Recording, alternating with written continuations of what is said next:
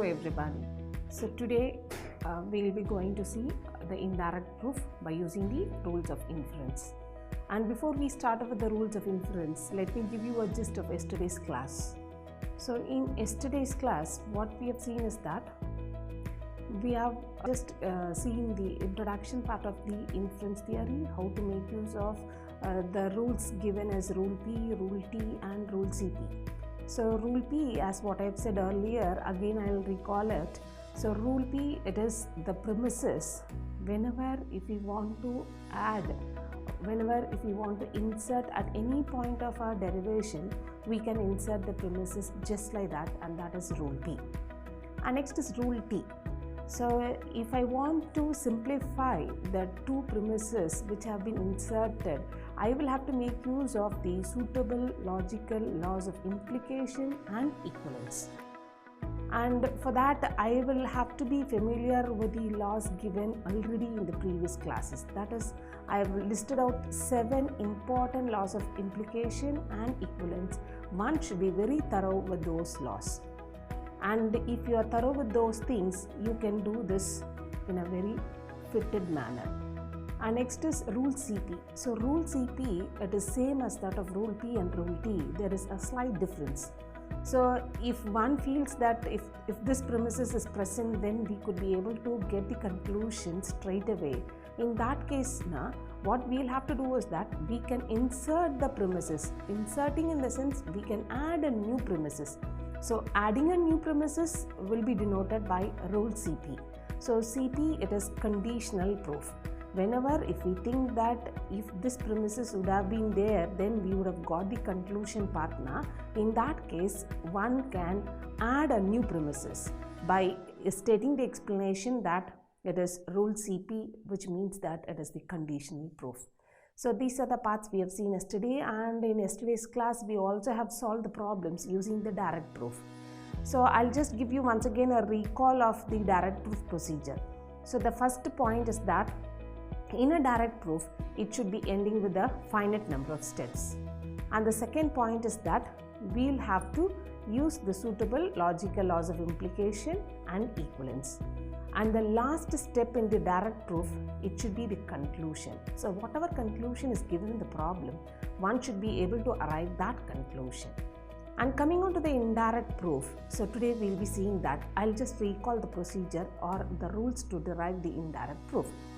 So what the rule says is that the first point, whatever may be the conclusion given the problem, when we are supposed to make use of the indirect proof, we'll have to take the negation of the conclusion as one of the premises, which means we may be given n number of premises. Along with those n number of premises, we'll have to take the negation of the conclusion as one of the premises.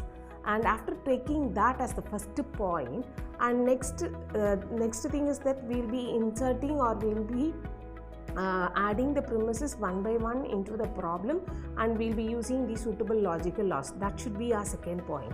And the third point is that we should be ending up with the last step as the contradiction, which means that false should be our result at the end point when we go by indirect method. So if for the exam point of view, if it is given as just obtain this result, so that is for a certain given number of premises, if we are supposed to get the conclusion part, by either way we can use, that is by direct proof or by indirect proof we can use. So that is nothing to do with that. Suppose in case if the method has been specifically given in the problem, say for example, by using the direct proof, prove this. So in that case, we'll have to definitely make use of only the direct proof, and then we should be able to get the conclusion part. And if the question is using indirect proof, get the conclusion part of the problem for the given premises, yes, in that case also, one should be able to use only the indirect proof and not by the direct proof. So depending upon the question, one should be aware, and then we'll have to get the conclusion part, or we should be able to get the result of the given problem. So this is what I would like to remind you for today's class. And now we'll see some few examples of how to get the indirect proof for the given problem. Okay, now see here the first problem. So using indirect proof, the first problem is show that A conditional B, comma, negation of B or C, that is disjunction, implies negation of A. So I will give you the solutions for all these problems one by one. So first solution for the first problem, what we should do. So now it is an indirect proof. So whatever procedure we have been adopted for the direct proof, in a similar manner we will have to go for the indirect proof also. So I will take the statement given in the problem and then I will have to give the explanation one by one. So what did I say for the indirect proof? I said we'll have to consider negation of the conclusion as one of the premises. Now what's the conclusion in the first problem? The conclusion is negation of A. So according to the procedure, what it says is that we'll have to take the negation of the conclusion. Fine. So the conclusion is negation of A, and for which I will have to negate it. So the explanation how I'll give here is that negation of the conclusion. C represents the conclusion here. So this is nothing else but negation of negation A is double negation. I get simply A. And now I can take all the premises one by one, and finally I should land up with the contradiction. So here I have A conditional B. So that is rule P. And then I will have to see that can I apply any of the suitable logical of implication and equivalence here. So I have got here A and I have got here A conditional B. So which is the appropriate rule here? So yes, I understand. So that is detachment. So detachment of 1 and 2. Detachment of 1 and 2. So now what is detachment of 1 and 2? I will be getting it as B. Understood all of you? So what I have done here is that I will have to simplify these two premises. So what is the suitable law? The law, it says that you all are correct now, right? You have said that it is the detachment law. So when I make use of the detachment law, I get it as B. Yes, fine. So next is I have got one more premises, that is negation of B or C. So now I am inserting the premises here for the derivation. So the explanation what I give here is that it is rule P. And then I'll have to see to that again, can I apply any of the laws? Fine. What law I can apply here? Yes, you all are very correct. So you will have to make use of De Morgan's law. So the De Morgan's law says that you will have this to be as negation B and negation C. So negation B and negation C, your intention is to get what? Fine, that is contradiction. That is, you should be able to get it as false. Now look at here, what law I can make use here? It is conjunctive simplification. Fine. I hope everybody would have understood this. Conjunctive simplification on 5. What do I get? I get it as negation B and negation C. Fine. So next is, what should I do for in order to get the contradiction part as my result? So for which I have B and negation B. So take the conjunction of these two. That is conjunction of 3 and 6. So 3 and 6, if I conjunct those two things, what is B and negation B? Tell me. Yes, fine, that is false. So you get it to be as false, which is contradiction. So now by the indirect proof, we have finally arrived the result as false. That's right. So we can go for the second problem. Still, if somebody is not able to have a clear-cut idea of how to get the indirect proof of a given problem, we can see one more problem also pertaining to that. So the second problem, see here, it is proved that negation Q, P conditional Q, P disjunction R should imply R. So the same way we'll do it. One should be very much familiar with the laws of implication and equivalence. That is very a must thing. If unless otherwise you are thorough with these laws, you cannot do anything. So if anybody is thorough with those 7 laws or 8 laws, one can do lots and things in here. And I repeatedly say here, all these things will be asked for your GATE examination also. So as far as I have referred some of the previous year's GATE's question paper, I have seen these kind of questions there. That is 4 to 5 marks have been given for the proposition. Now look at the second problem. What should be your first and foremost thing? Yes, the first and foremost thing what you said is correct. You will have to take what? Yes, the negation of the conclusion. So negation of the conclusion is what here? Negation R. So that explanation what we will give here is that negation of conclusion. And then what we should do? So we should take all the premises one by one and we'll have to simplify by using the suitable laws of implication and equivalence. Fine, everybody have understood this? Okay.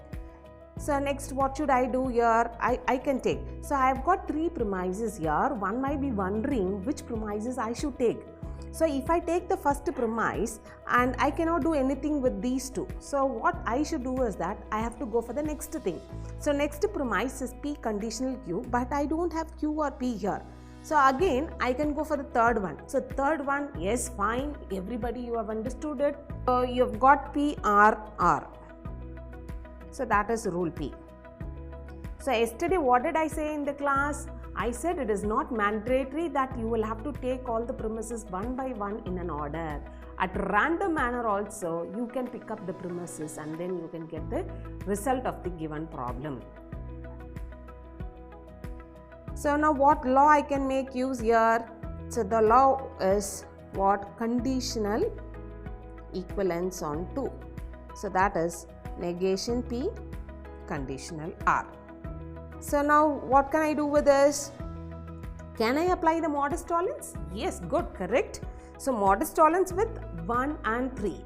So 1 and 3 modus tollens, what do I get?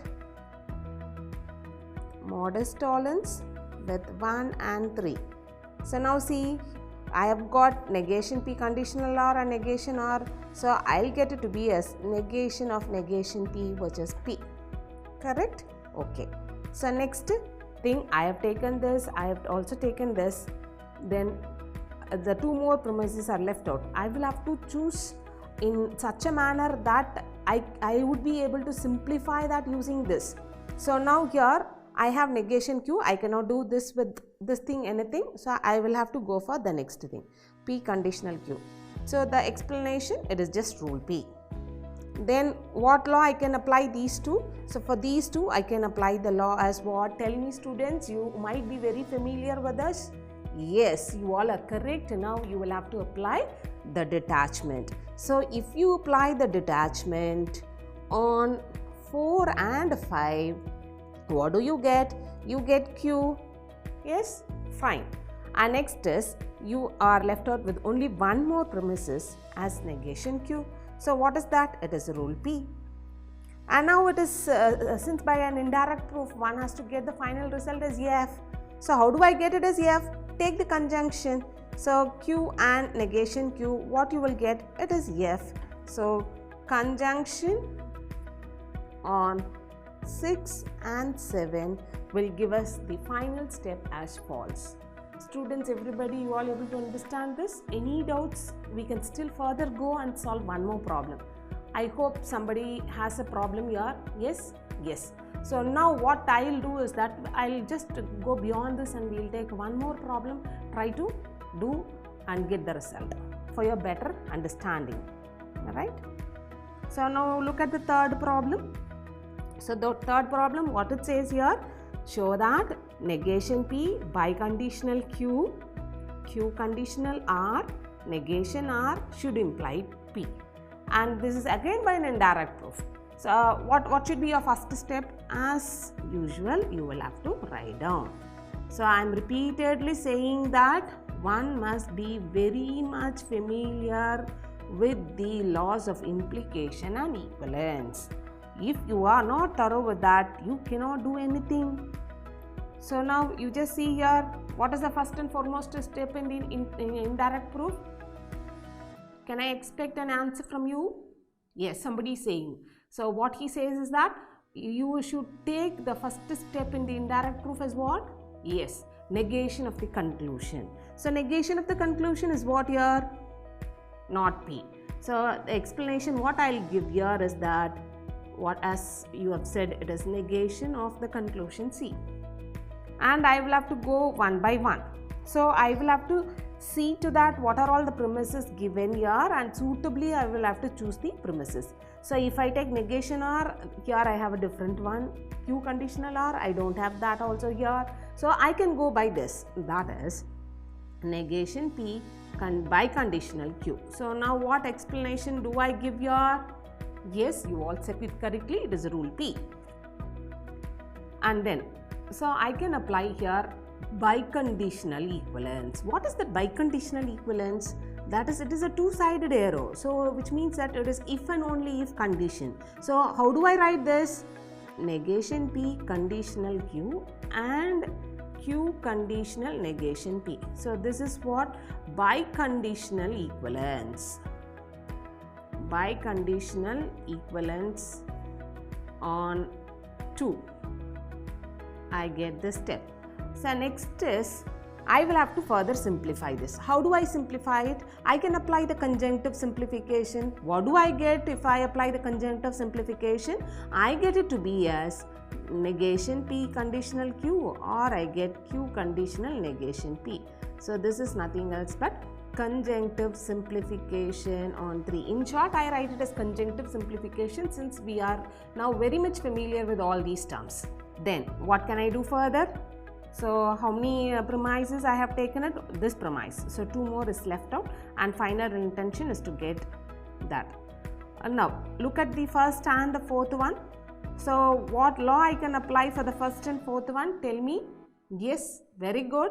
So it is what? Detachment. So when I apply the detachment for 1 and 4, what do I get? So this negation P and negation P will go off. I'll get only Q. So that is detachment on 1 and 4. So detachment on 1 and 4, I get Q. So further what can I do? Fine. So I can go for the next premise here. So that is Q conditional R. So it is just simply rule P. Then what should I do?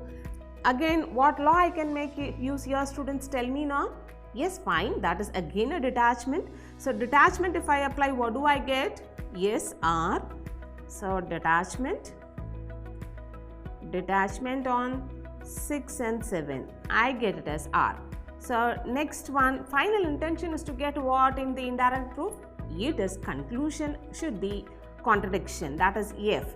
And now look at here, I have got one more premises, that is not R. So here rule P. Now what should I do? Tell me now. Final intention is what? Yes, it is contradiction. How do I write that contradiction here? So when I take the conjunction of 8 and 9, so that is F. When I take the conjunction on 8 and 9, I do finally arrive the conclusion as my contradiction, false. Understood now? Yes, everybody? And still anybody is having doubt here? Yes? Okay, somebody is saying yes. Let us do one more problem, and I am having here 5 problems for today's class, and I'll give you the last problem as homework for you, and you all can do it with a better understanding. And now we'll do one more problem. So after completing this 4th problem, I guess everybody would be very much familiar with the indirect proof. Yes or no? Yes, fine. So now again, serial number, statement, explanation. Let us see. So again here, tell me now for this problem I will keep mum and I will do only the writing part, and you will all have to help me out in order to get the result part by using indirect method. So I have got these premises. What should I do? I'll just simply hear you, listen you and write down. Nothing else I'll do here. Right? So now tell me now what should we do here in the indirect proof? Yes, I am able to get you. So we'll have to take negation of the conclusion. Negation of the conclusion part I am taking here. Then what can I do?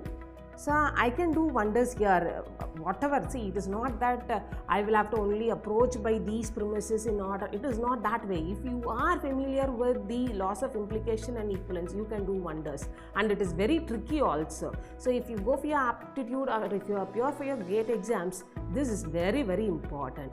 And also it is used in your digital electronics, since because you are all computer engineering and IT information technology students, very much you must be aware of these connectives or operators as well as with the laws of implication and equivalence. Fine.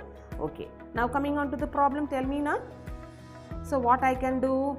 I have got this. So now I can take negate Q conditional R. So what explanation I'll give here? Yes, it is rule P. Then what can I do with these two things? Tell me.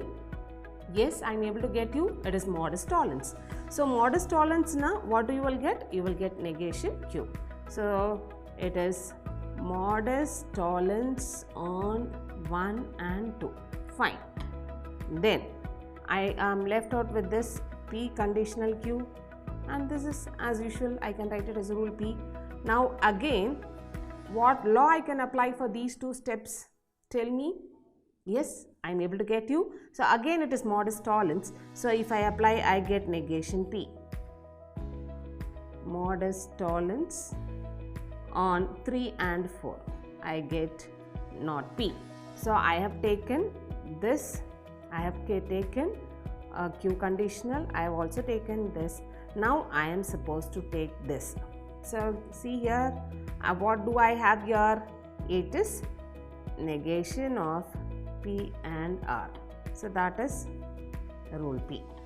So I will have to simplify. So if I simplify, what do I get? I can apply De Morgan's law. So that I have what? Tell me now.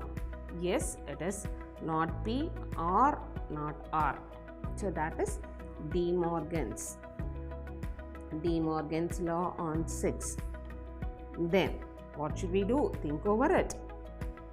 I can apply what here? Yes, fine. Whenever you have this kind of a statement, you can apply.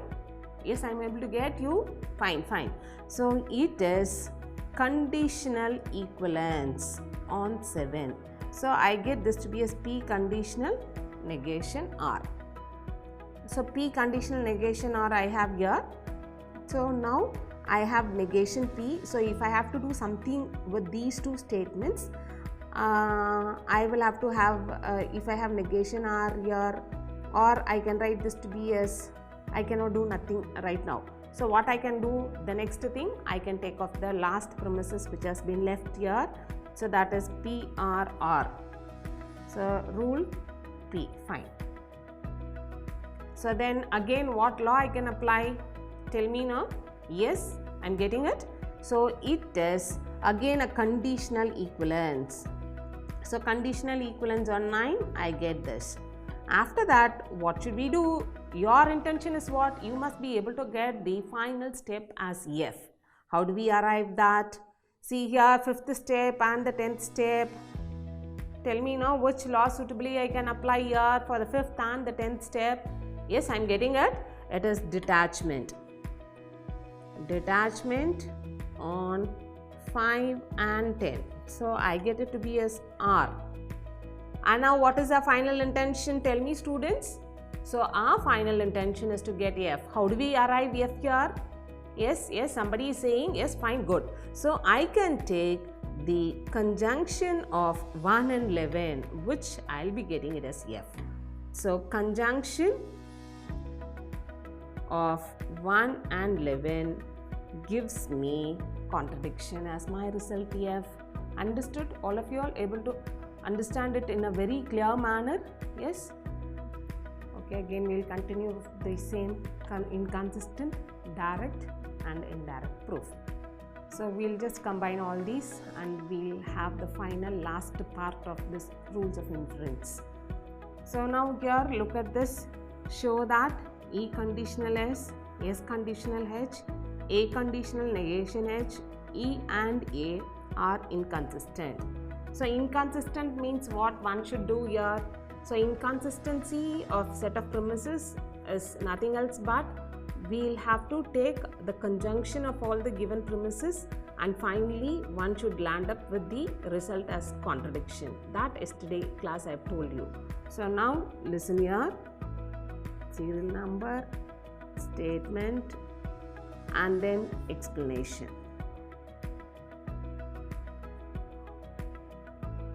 So now we'll have to consider all the premises one by one, and final intention is to get the contradiction as my result. So for that, what we should do here? So I can consider the first premises E conditional S, that is rule P, and the second one I can have S conditional H, that is again rule P. And now tell me now what law I can suitably apply for these two. Yes, I am getting the result from you, so it is chain rule. So we'll apply chain rule on 1 and 2. So if I apply chain rule on 1 and 2, we get it to be as E conditional H.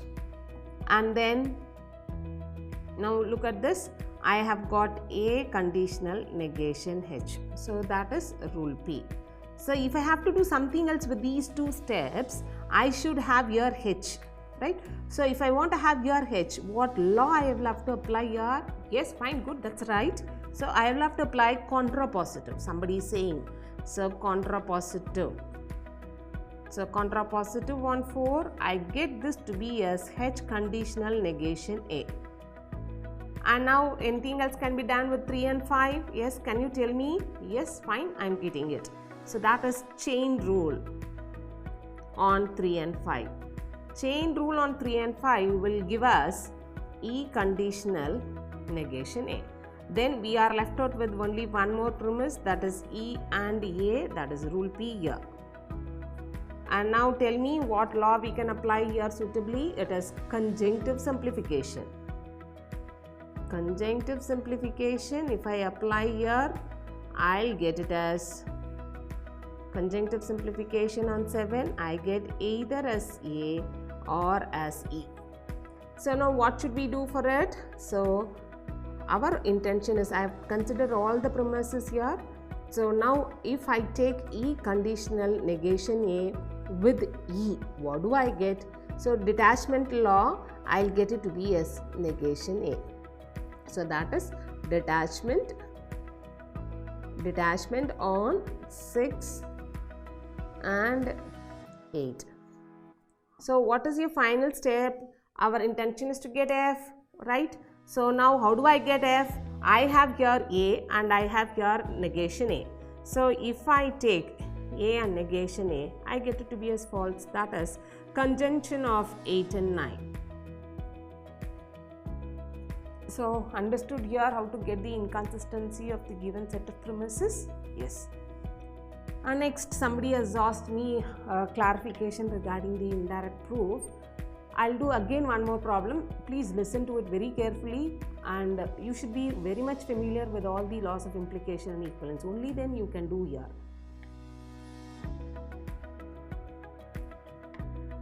Serial number, statement, and the explanation part.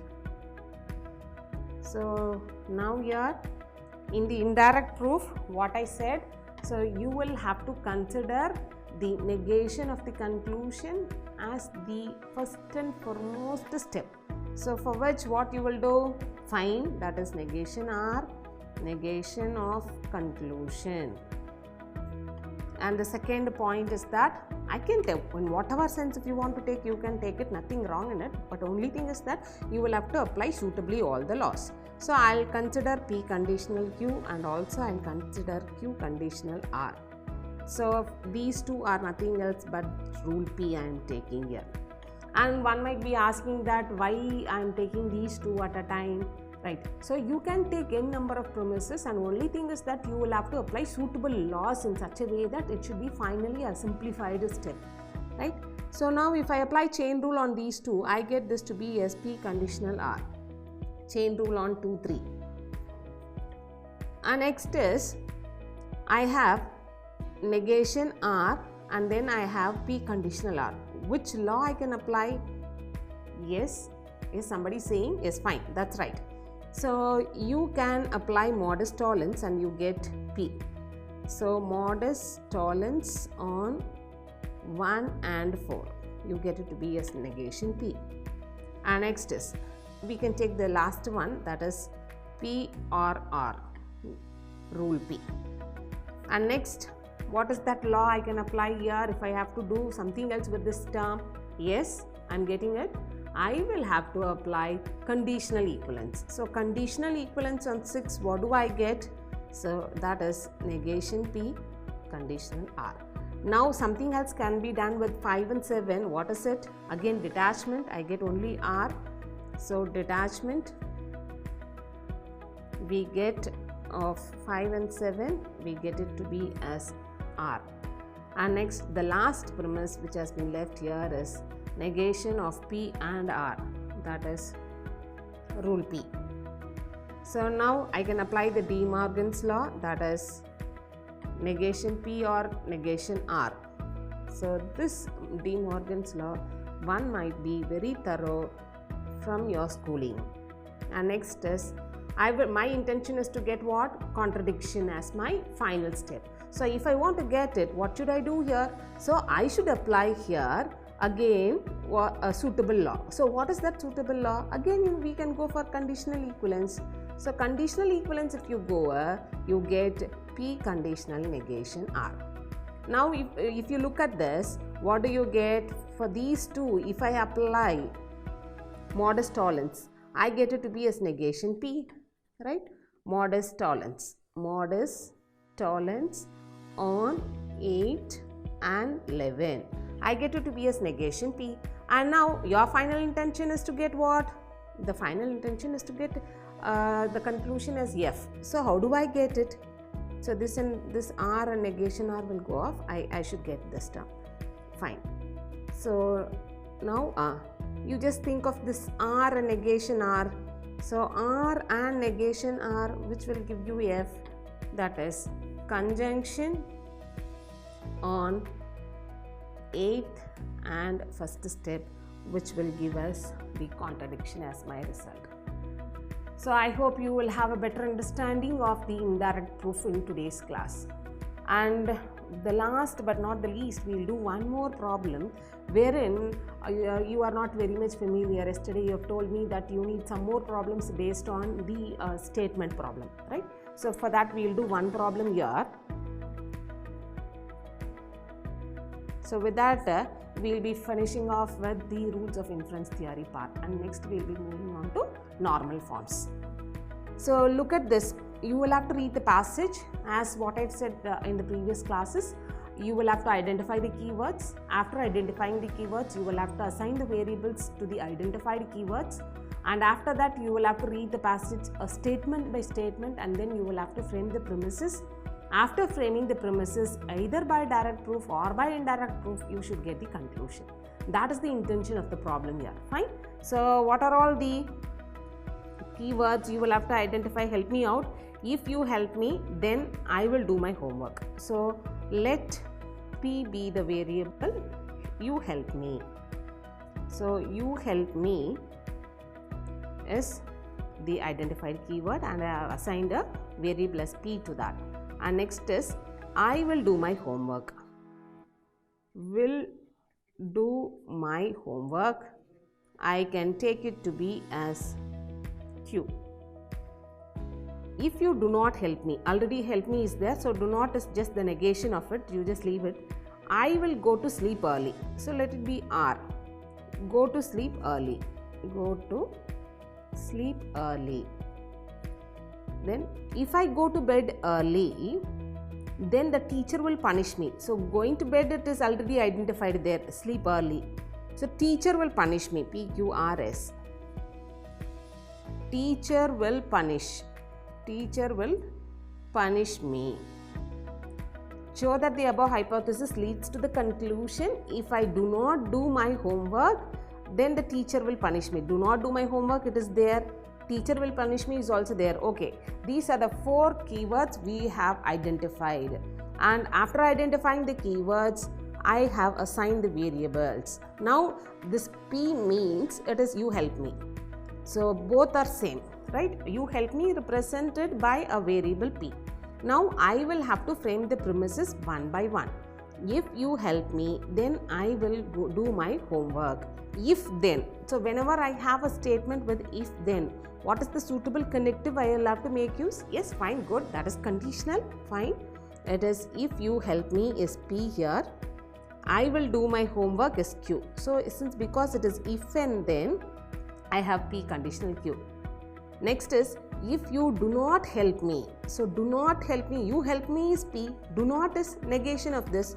So negation P. Then I will go to sleep early. I will go to sleep early is if then, again I will have a conditional. If I go to bed early, so if I go to sleep early, that is R, then my teacher will punish me. Teacher will punish me is this. So again, since because it is if and then, I have conditional. And show that the above hypothesis lead to the conclusion as. So the conclusion of the problem is, if I do not do my homework is Q, do not is not Q, and also it is if and then, so the connective is conditional. Then the teacher will punish me. Teacher will punish me is yes. Right, understood? So this is how you will have to frame the premises. I repeat it. First thing, one has to identify the keywords. After identifying the keywords, one has to assign the variables. After assigning the variables, we'll have to go through the passage sentence by sentence. So one statement you will read it, and according to the statement you will have to make use of the suitable connective. So since because in this problem we had if and then, so whenever we have if and then, only a suitable connective as conditional should be applied. So in the conditional statement we have two parts. One is called as the hypothesis and the other one is called as the conclusion part, right? So keeping this in our mind, again we will be framing the premises and the conclusion. So after framing the premises and the conclusion, we will have to go and derive it. How do we derive it? There are two ways.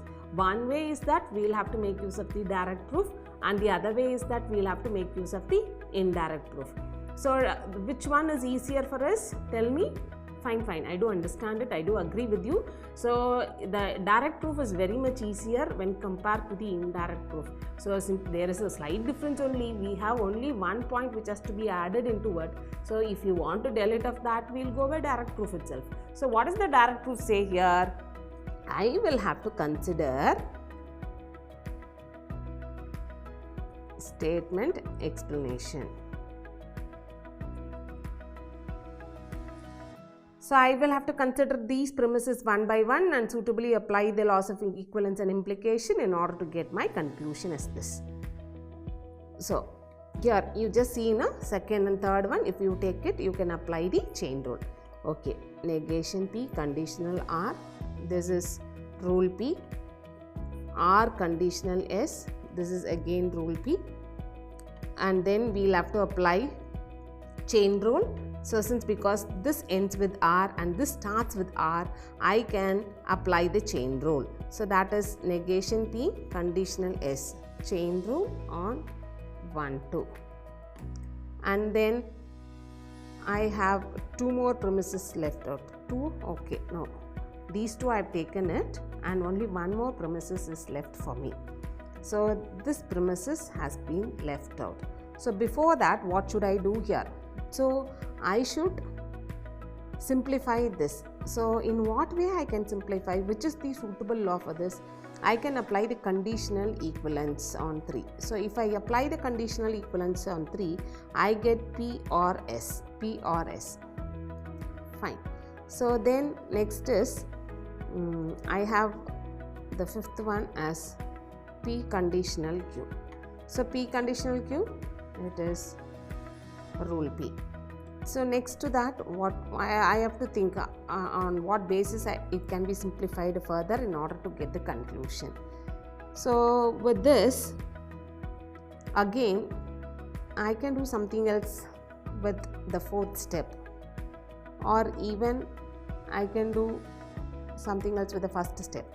So first step, if I do if I take the contrapositive, I get R negation R conditional P. That is contrapositive on 1 I get. So again I can apply here chain rule. See here this ends with P and here it starts with P. So therefore I have here negation R conditional Q. So chain rule on 6 and 5. And next is final intention is to get negation Q conditional yes. Okay. Can I take negation of this? So if I take negation of this, I will have to simplify, no? So if I simplify this, I will not be able to get it. Again, can I take the conditional of this? So if I take conditional equivalence, I will have R and Q. R and Q somewhere it is there? No. So it will not be helpful for us in order to get the conclusion part. So how do I get it? I will have to think it here. I can take here the negation of P or S. So negation of P or S, I get negation of P or S, that is negation of fourth step. So with this I do get it to be as negation P and negation S, that is De Morgan's law on 8th. Then I can have conjunctive simplification on 9th step. I do get it as conjunctive simplification on 9th step. I get negation P or negation S I will have. So next, what can be done with this? So this in this detachment I will get only S. Okay. So again detachment of 3 and 10 I get yes. Detachment of 3 and 10 we get it to be as yes. And next after that final intention is to get negation Q conditional S.